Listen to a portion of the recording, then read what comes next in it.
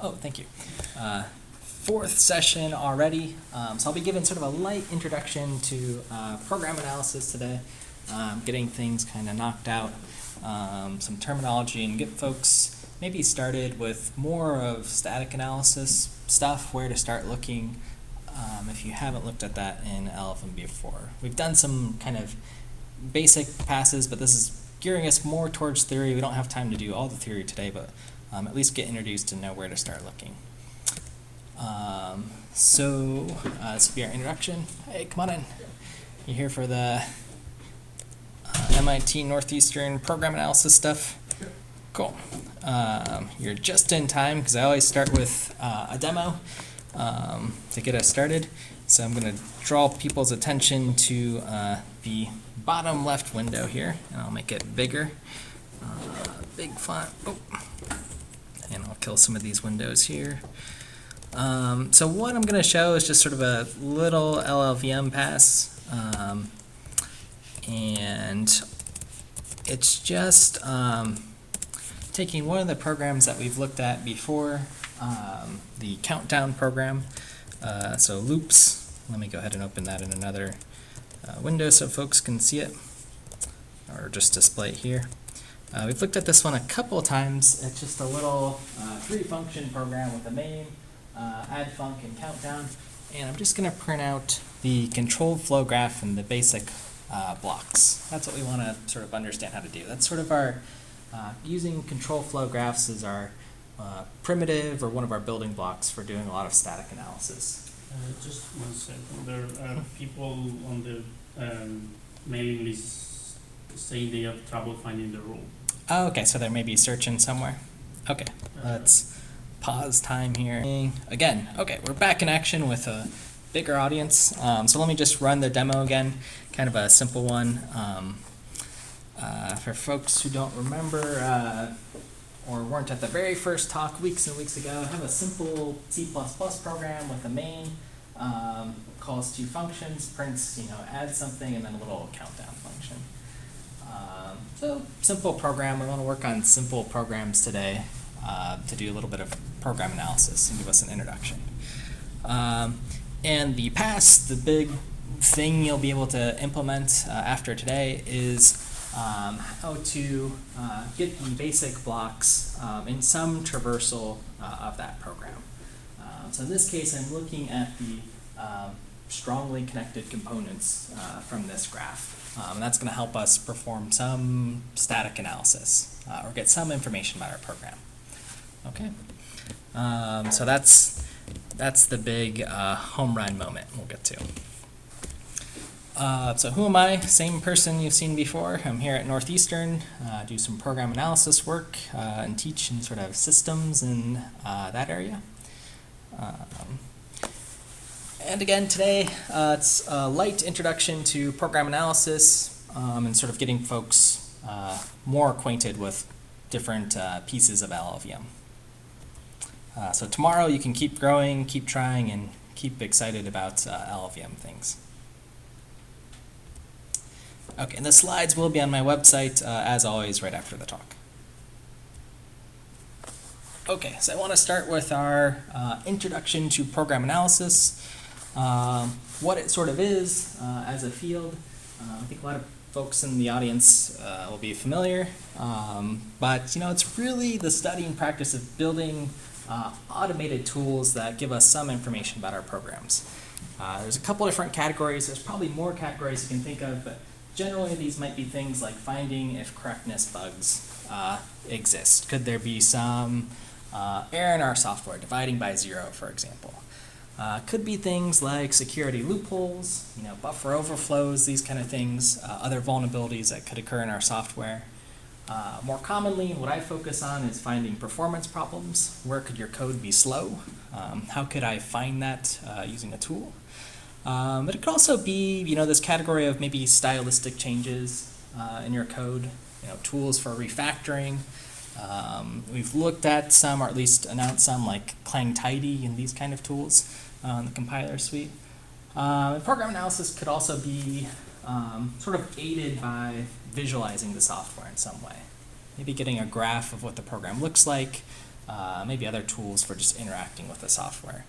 So that's really the field of program analysis, where it stands. In order to find some of these cool things about correctness, security, performance, etc., we have some tools, or we need some tools to find out these properties. And there's two common ones, or two categories of tools, and they go by static or dynamic analysis. I also sort of have the asterisks here that there's also hybrid analyses in different classes of static analysis or dynamic analysis, but these are the general families that I want everyone to sort of understand today. Okay, so starting first with static analysis and what that is. Static analysis, sort of as the name gives you a hint at, is looking at a program source code and trying to learn some facts about it. So it's static, the program's not moving, so it's carefully using the word program, not a process, not something that's alive, but just the code. So I have a tiny example here of another simple C++ program creating a variable, and I'm just trying to learn some fact about this program. So if I get some user input x and say 10 divided by x is, well, something I might want to know is, could x ever be 0 here? Could that be something dangerous? What are the possible values of x that I could figure out? So x could be quite a range, it could be 0. These are some things I want to statically analyze. We don't know for sure. We don't know if when I ran this program, x is 0 and the programmer or user ran this program, but we want to see if we can uncover in any situation, could x be 0 in this case. So again, static analysis is happening before you run a program. And again, I'm trying to be careful about phrasing when I talk about some of these things, just saying, could this program do something? Because again, I don't know for sure. I say static analysis takes place, even sort of before compile time, but in practice, you're compiling your source code and sort of, looking at already correct programs that compile. Otherwise, static analysis isn't really very useful, if you've misplaced a semicolon or something. Okay, so some examples of static analysis, usually in the compiler, or it could be external tools, but things like dead code elimination. That is, searching an entire program and seeing, is some variable, in this example called unused variable, is it used or not? So this is a picked example, but we want to see if there's something that's been declared, is it ever defined or given some definition. Okay, so this could be a useful thing to know. Get rid of code that we don't need. Example 2 could be things like checking the correctness while the compiler is compiling. So during the compilation phase, maybe giving us hints or warnings about like, hey, did you actually mean something else that exists? So in this case, static analysis is aiding our program. Okay. So in Klang's case, tools like Clang check or Clang fixits can be examples of static analysis. And they're actually trying to give us some hints with a little caret of where it thinks the problem is, where it can fix things. Okay. So 2 themes here on program correctness for static analysis and program optimization. And 2 of the use cases I was thinking of when we think about program analysis. So finding optimizations could be simple things like dead code elimination, or maybe compiler correctness things.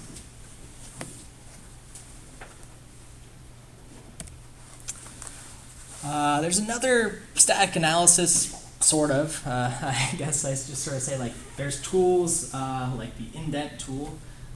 So a tool that might look at the source code on our left and fix the indentation to make it look a little bit neater on our right here. So that's a tool that most Unix systems have to sort of fix our code. I have sort of the sort of note here. What do folks in the audience think of this? Is this a static analysis, this indent tool? Yeah. Well, aren't you changing the source code, so would that maybe make it? Oh yeah, that's kind of interesting. So yeah, we're actually like modifying it, right? I mean, I know it's obviously like a aesthetic change. Yeah. But So it's actually, so how can, we do an analysis on like something we're changing. I didn't even think of it at that level. So maybe that's kind of cheating. That's why I give myself the sort of, so I can say whatever I want here. Yeah, if you're constantly modifying something, how do you analyze it? What do other folks think? Is this like static analysis? Yeah. Sure. Maybe might not be a useful definition of analysis because it doesn't look at any semantics of the program at all. Yeah, okay. So we're modifying our program. We don't really know the semantics, right? If it works, right? We're just adding tabs and spaces, these kind of things. So I just say it's sort of a gray area in these sort of like linting or refactoring tools. I'll count, or rather what I should say is, maybe indentation and style of program gives us some intent of what a developer is doing. So like of the semantics, occasionally you might have nested loops or something, or nested if statements, and forgetting to indate could be an indicator of like some error or some semantic problem. But I just say it's sort of like not really well defined, but stylistic errors, maybe we can count them, maybe not. So the line's a little bit blurry here on some sort of static analysis. Well, there is one language Yes. where indentation actually defines semantics, like Python. Okay, yeah, sure. Yeah, so In if that this, case, it would be, I would say, more of a static analysis than C++. Yeah. right, yeah, so Python it's required, or many other languages, yeah. Does anyone else have any thoughts on that? Yeah, so if it's part of the actual language semantics, it's a syntax error. If it's C++, maybe it's stylistically good or bad, or maybe even undefined in some version of it. So static analysis tools, they're important enough in C++, which is mainly what I'm looking at in sort of this lecture series, that there's lots of tools. So the Wikipedia lists a ton. A lot of the Clang tools are there. A lot of different IDEs provide their own tools. And if you look at this wiki page, all the other languages have their own static analysis tools. Usually implemented at the compiler level, but then again, a lot of third-party businesses and companies sprout out of these things. Okay.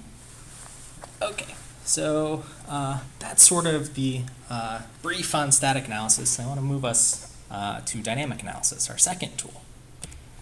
Okay. So our second tool for program analysis here. Dynamic analysis, this is all about gathering facts about a program that is running. So it's a process, it's something that's alive, and typically we're logging this information, or maybe even storing it in some internal data structure, maybe in that actual program itself, or maybe in some external tool.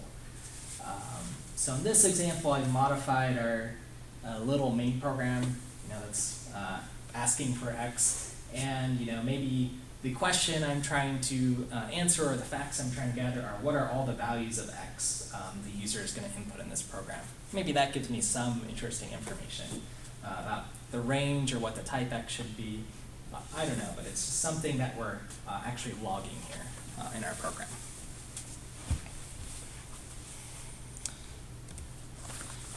So some example dynamic analysis tools. Profilers are usually the common ones, tools that are capturing information about performance. How much time am I spending in a function? How many times am I executing that function?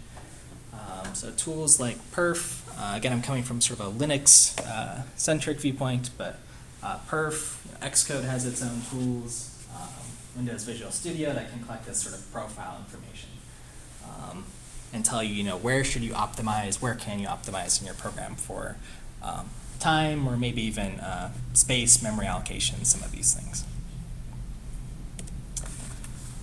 Second example of dynamic analysis tools, Valgrind, any sort of memory analysis tools. So Valgrind is a tool which monitors memory leaks amongst many other things.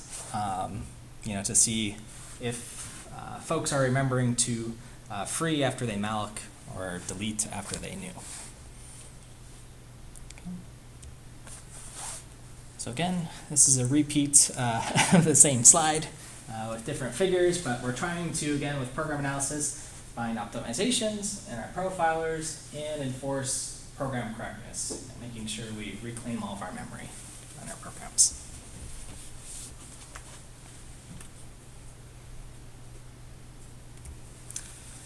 Okay, so that's sort of the intro on static and dynamic analysis, but I want to dig just a tiny bit deeper on these topics today.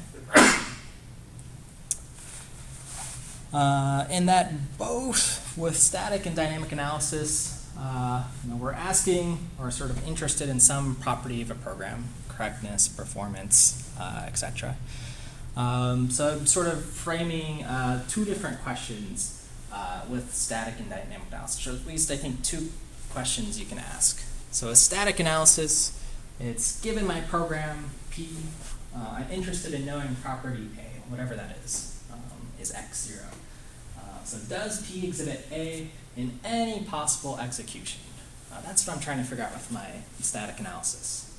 So without looking at or running the program, can I figure out, can this property happen? Dynamic analysis, on the other hand, is given my program P, I want to monitor property A, right? We're logging some information. So log all the occurrences of A in a single execution of P.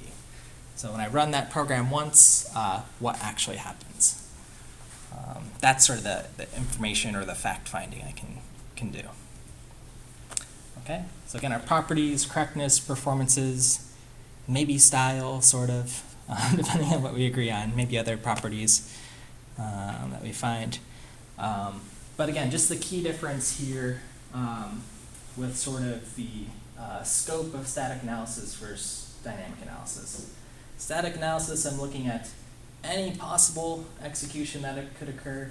Dynamic analysis, I'm looking at a single execution, or at least one execution at a time.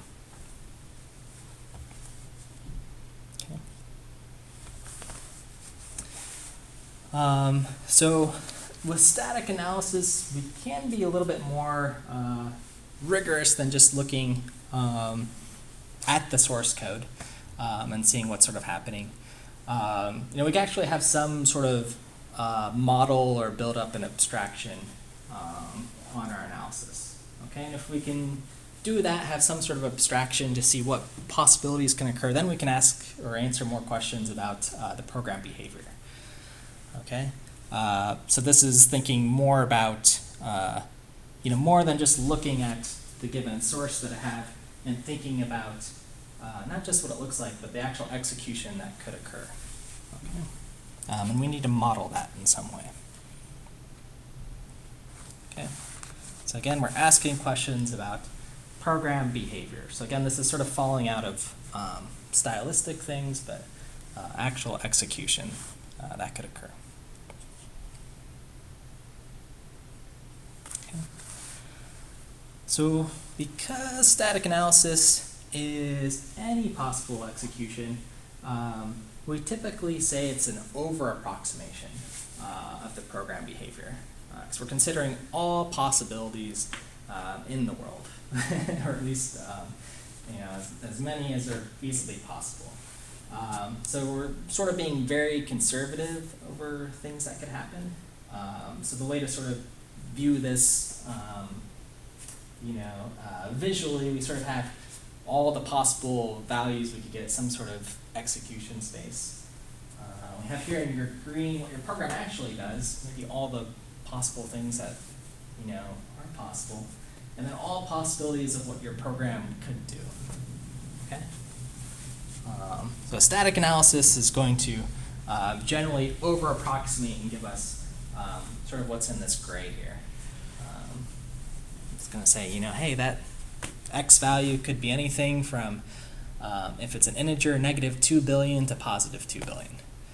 Okay, when in practice that might not be what actually happens, but we have to consider all those possibilities. Okay, dynamic analysis, as mentioned, was sort of the contrasting visualization is you're looking at one possible execution at a time, or I guess if you run your program a few times, maybe several, but you're finding the actual executions of what could happen. So there's all sort of possibilities of what your program could do, and then this is your coverage. You ran the program once, here's what happened, here's what the value of x is. You ran it again, here's x, here's different x, so different values here.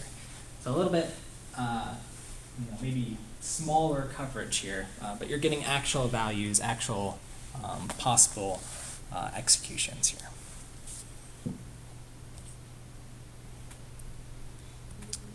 Okay, everyone okay with that sort of difference? So if I was going to ask you which one's better, what would you say? Is static analysis better or dynamic analysis? This will start sort of the same war that you start with. Is Vim better than Emacs? So I'll even just, we don't even need an answer because I'll say, one's not better than the other. I think everybody knows that. But, you can have sort of different, coverage for maybe the bugs you're looking for. Typically use both, if you can, for things that you can uncover both things.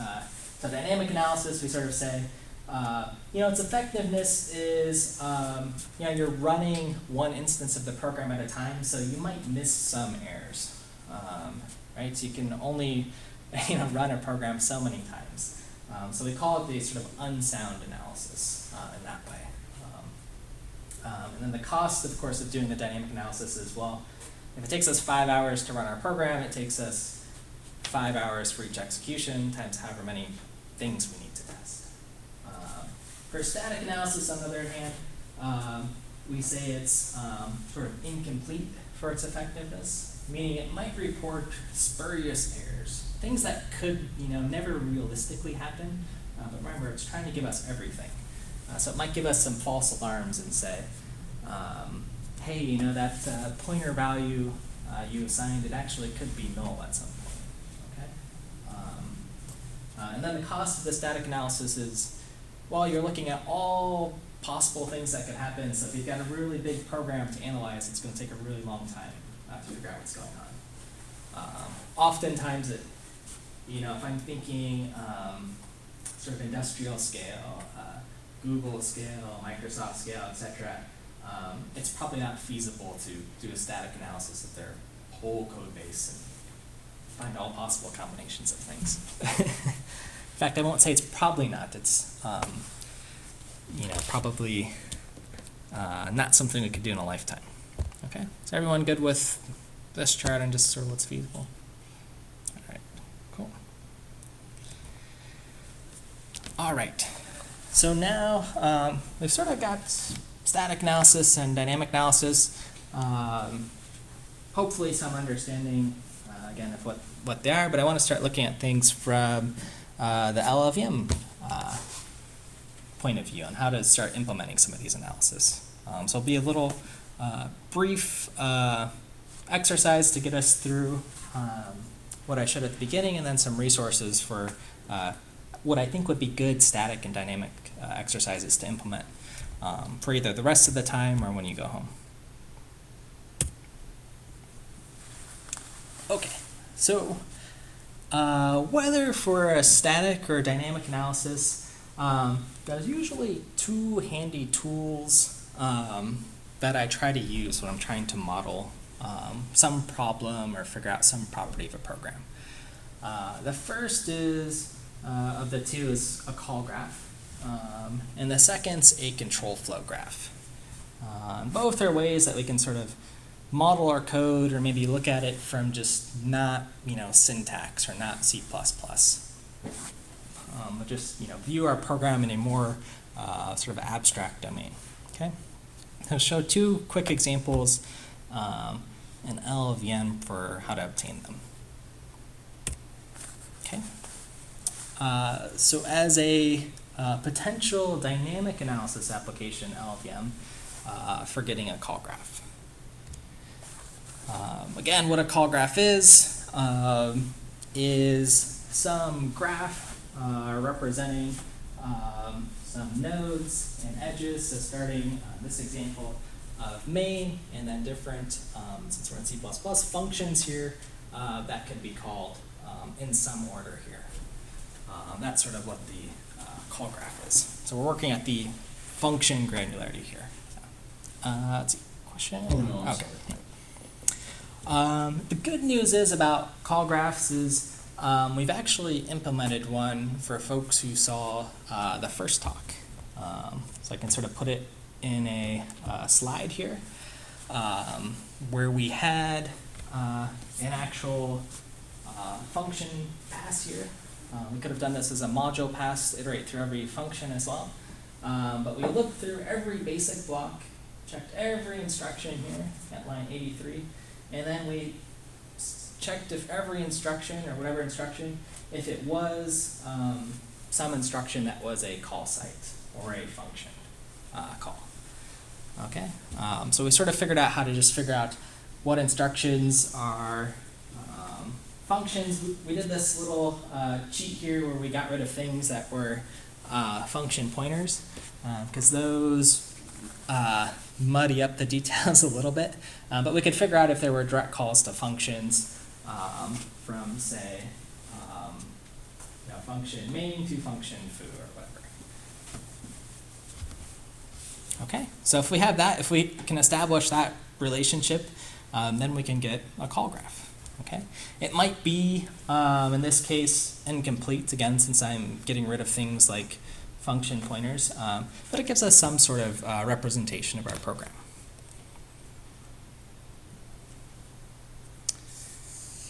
Okay, so now let's say we want to update our pass to make it a more dynamic analysis. Okay, so last time it was an actual like static analysis. We just got this function A calls function B relationship.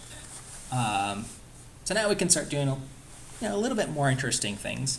I can figure out what path the program's taking, maybe what path it's taking more frequently, how much time it's calling some function. You could start recording things like call stack and the arguments in those programs.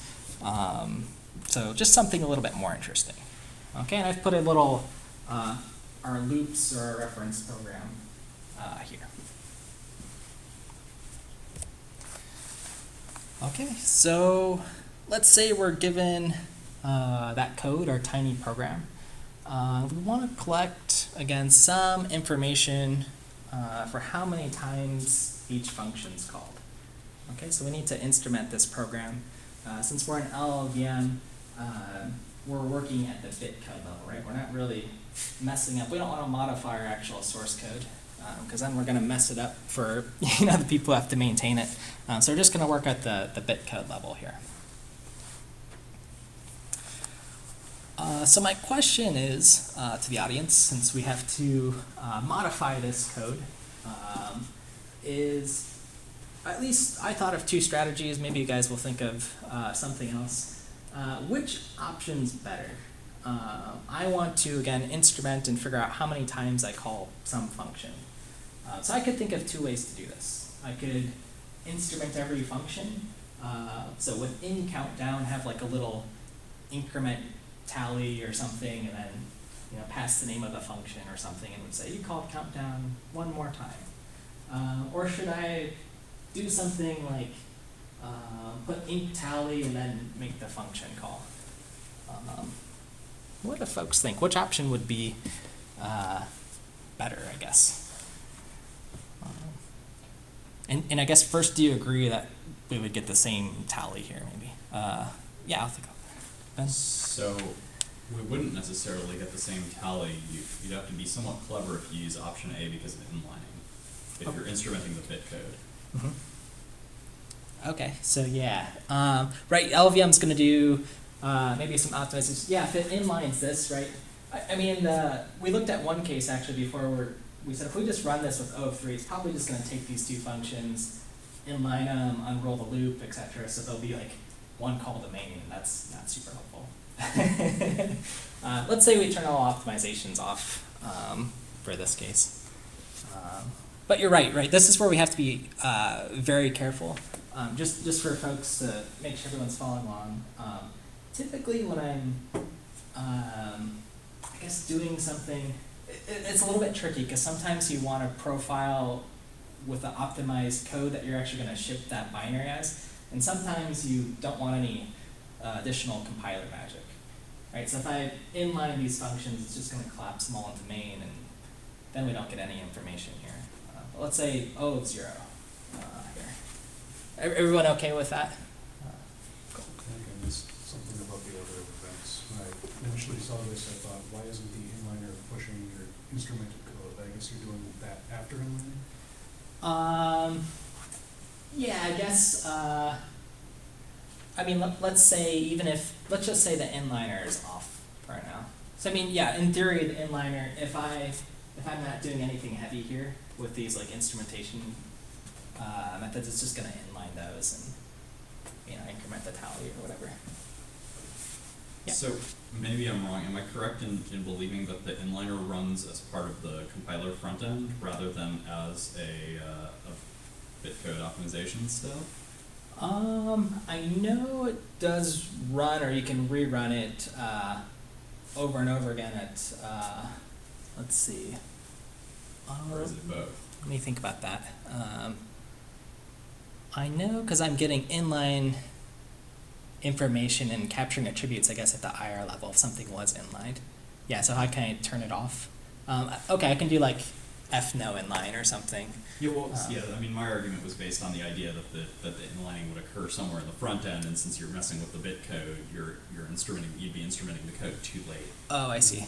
I see. But if you're going to instrument and then run the inliner, then it seems like it would work fine. Yeah. I mean, I'm just saying here, like, no inlining, pretend it doesn't work for now. Yeah, I mean, in practice, right, if we're going to instrument code, I mean, if we're doing it, like, sort of savvily, right, making a function call and, like, putting those things in is no good, right? It's going to be expensive. Or it's gonna perturb our program more. Maybe we care about that, maybe we don't. I mean, you guys are getting to my home run point here in the next slide where these decisions like matter. That's all I'm trying to get us. So maybe it's a moot point, but I don't know. Does anyone feel strongly about option A or option B? I mean, does it ever matter that, you would have to instrument a lot more call sites potentially for, if you're instrumenting the call where it's called and just inside after it's been called. Yeah, right. So if I if I call countdown here 50 more times, I'm adding 50 more little increment tally things right before it, right? Versus just adding like one piece of code here within the function that increments. So that matters, right? For code size, code bloat. Maybe it screws up caching behavior even more. Right, so we can even we can dig pretty far into this. I'm actually not convinced as we're doing this. I don't like either option anymore. Let's just not do it. Let's go home. Static analysis wins. I mean, any other thoughts about it?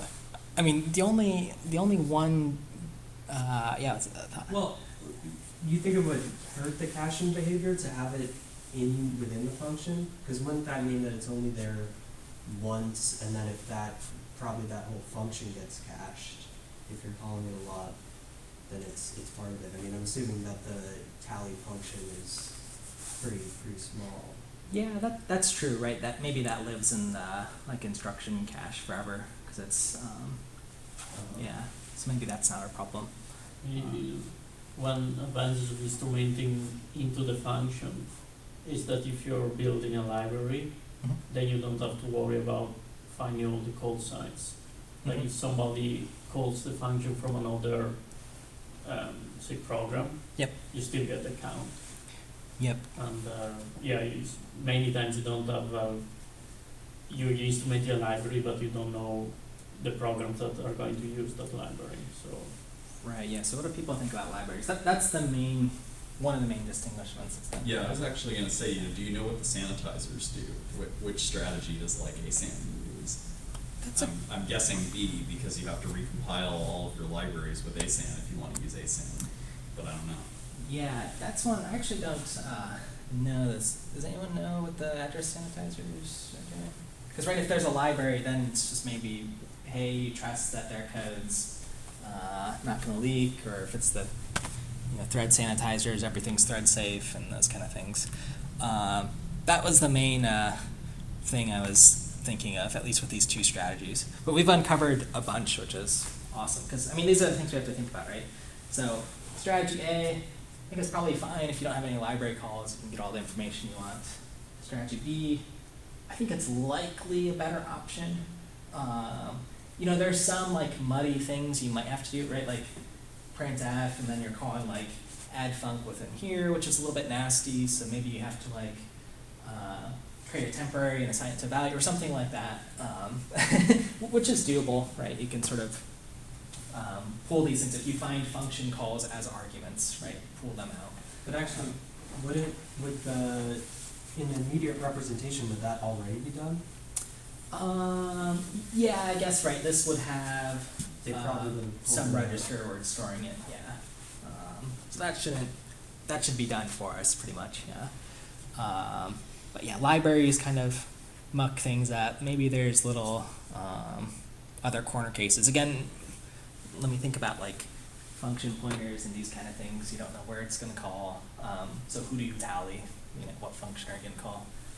If you're tallying within the function, then you're probably good.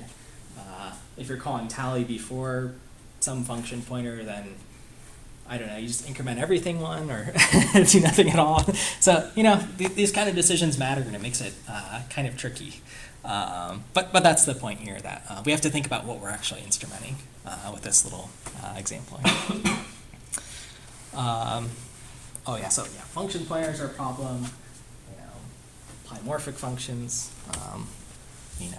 how many things do you tally? There's like a constructor that calls a constructor and a constructor. But we're getting some information, hopefully, from our dynamic analysis. Okay, so the aside is how to actually implement this. And again, I'm cheating a little bit because we did this in a previous talk for how to sort of insert hooks, modify IR with the IR builder. This is how you could instrument little timers. This is how I've done it, and it works fine. You try to make these things as lightweight as possible, for the reasons mentioned, to perturb your program as little as possible here. Okay.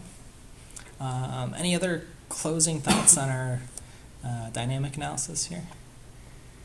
How much fun it is. And I know there is another tool, I think this might have come out of Google X-Ray in Clang. I haven't looked at it super much, but it'd be interesting to see what their instrumentation tool does.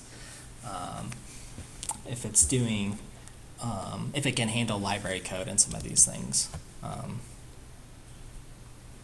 With the name, it's maybe implied that it's like looking through and gathering some more information, but who knows. Okay, so that was one, sort of getting the call graph, instrumenting function calls, that level.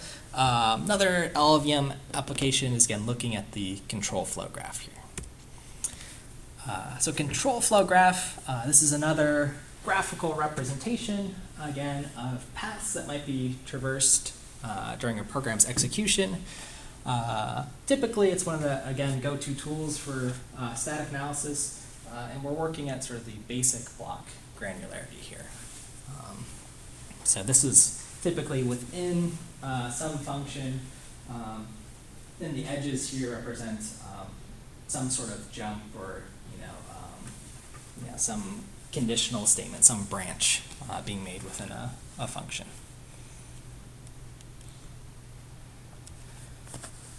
The good news is, for using Clang, a lot of these tools is we can get control flow graphs for free if we just want to look at them. Again, this is from sort of talk 1, how you can generate these. You can get these from Opt.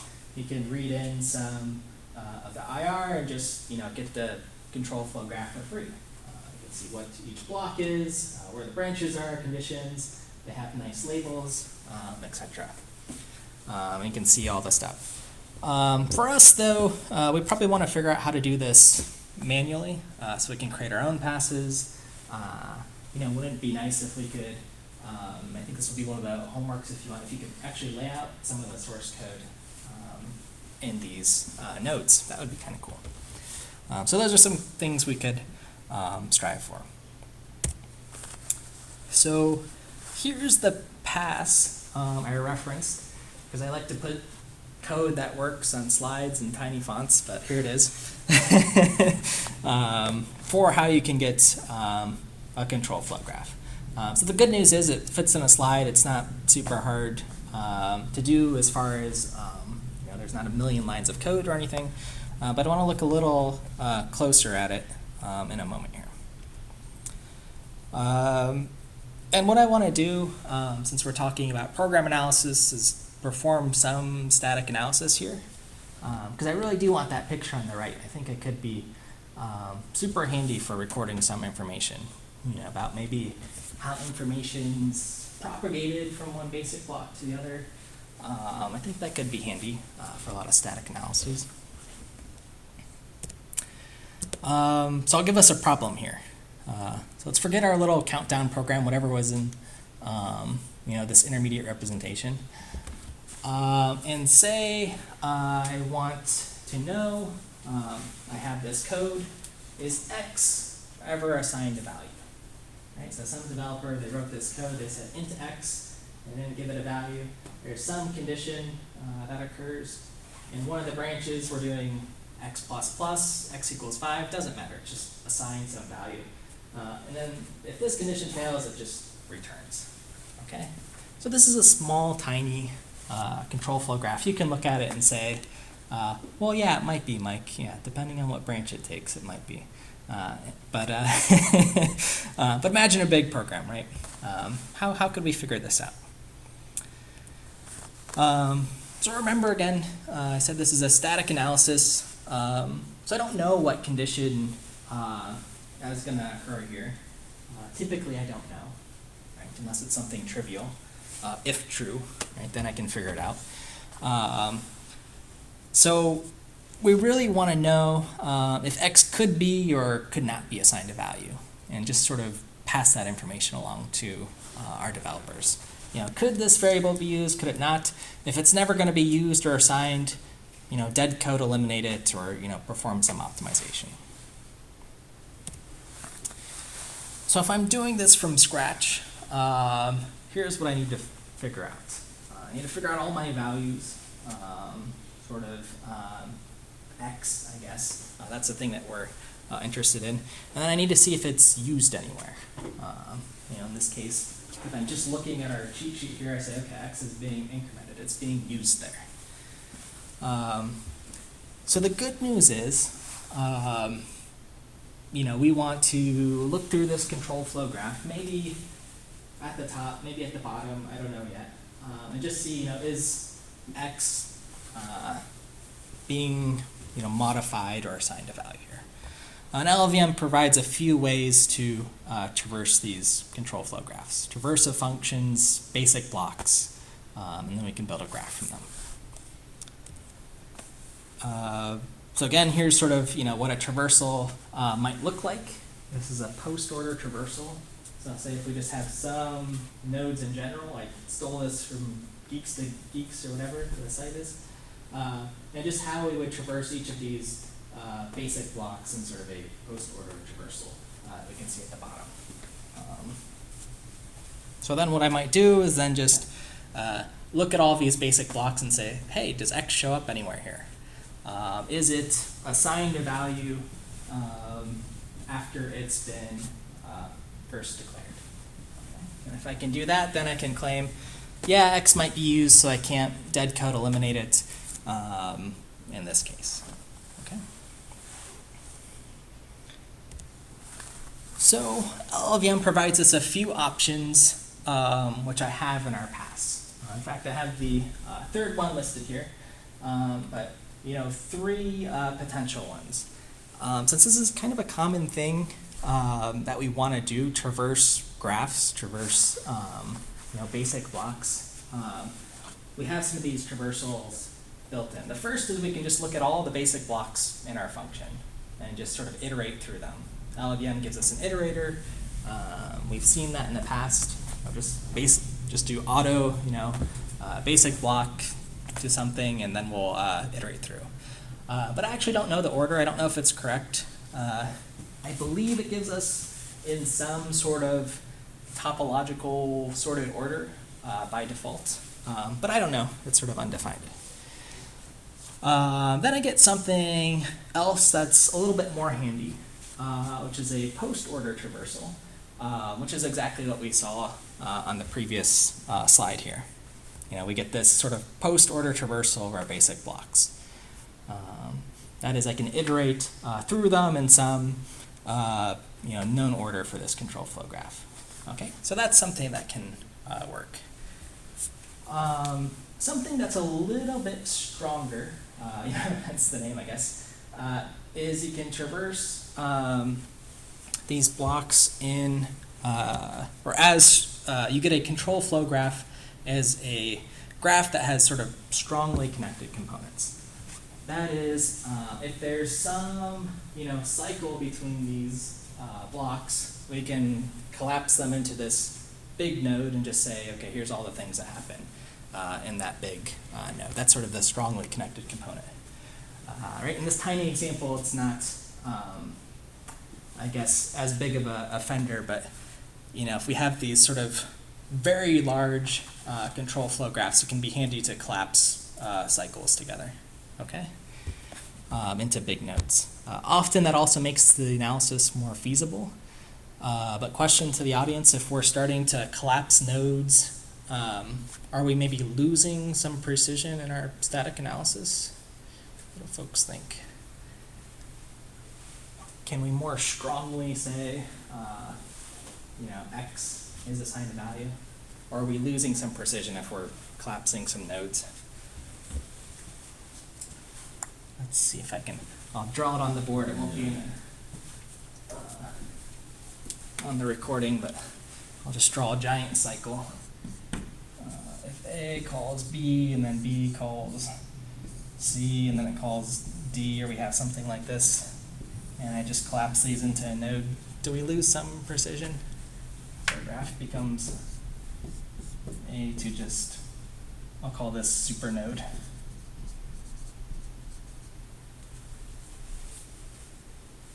Depends on whether there's edges leading out of the component, right? Well, I guess, yeah, so we could have more, let's see, we have another Because if edge there's here. no edges leading out of the component, then information can't escape that component. Let's get a lot more. Let's just start making it egregious. So I can make myself right. Maybe, yeah. I mean, you're right. Depending on, sometimes it'll collapse and it's fine. If we make it sort of wilder, maybe it doesn't matter if the information's consistent, but we might lose some precision if we want to say it's exactly in B and only B or something. Or like in this case, if X were assigned within D, Here. but D were actually dead code, Oh, sure. Yeah. your analysis would say, yes, you're assigning to X, but in actuality, it's not going to happen. Yeah, and now we're running into other problems where so if we run like dead code elimination and we run this analysis and then we run something that gets rid of this, the order of our analyses passes could mess things up. That's also true, right? Is there a need to traverse this graph multiple times, to see if any dead code elimination produces side effects in other parts of the graph without having to, I don't know if it's possible to do it all in one pass or. What I've sort of seen, if you run and see what passes are run, or at least what I've done is I'll see the dead code eliminator run multiple times. That tends to be the case. I'm trying to think. There's probably smart ways to do it in fewer passes. Some of these analyses too are just super cheap. They're just like dead code, just run top to bottom. In fact, that's one of my questions. For this one, if we're doing this as sort of a dead code elimination, is a post-order traversal even the right thing to do? Why not just start top to bottom and look to see like, hey, if we define X and we just never see its, if we declare X and it's never defined anywhere or used, right, we can do this as just sort of a regular, we don't need to do post-order traversal. So even thinking about what order we do the traversals, right, we don't necessarily need to start here. At some point, we should probably start here, collect what our symbols are, and then sort of go down. Everyone understand that last point? The SCC iterator happens to be post order. That's how it can sort of build these nodes and detect cycles, like you do to depth first search or something. Okay, make sense, everyone? All right. Okay, so here's our pass. Nothing more complicated than sort of iterating through basic blocks. Again, it's a little bit tiny, but you'll see there's just one for loop here where I'm iterating through my basic blocks. I've created this, two loops. This SCC iterator, and that's going to iterate through the strongly connected components, each of them here. And then I'm just looking at each basic block and then getting their name and assigning them a label. Okay, so here's a little helper function. By default, LLVM is not going to give you a label. So what I mean is here these basic blocks are labeled %0, %2, %5, %8. So you'll just get nothing. So here's a little, if you've learned nothing from this talk, you can grab this function. That'll label your basic blocks. So you can actually see what they are. So if I run my pass again here, I ran it a bunch of times and I was like, what's going on? It's just empty, it's empty. But then I was able to get the actual basic blocks in the order that they're traversed in. And those match what LLVM gives you. And then the last thing I'll say about this too is this isn't really magic. This is if you look at LLVM's print strongly connected components and their actual .cfg analysis pass, this is what they're doing. So that's how I sort of have some confidence this is the correct way to do things. Okay, and then to continue and sort of fix or solve our problem, I would just look through here and just see if a value is assigned to X. Is X used for whatever that value is?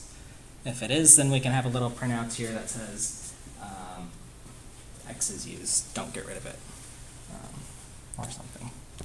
Okay. Alrighty. Okay.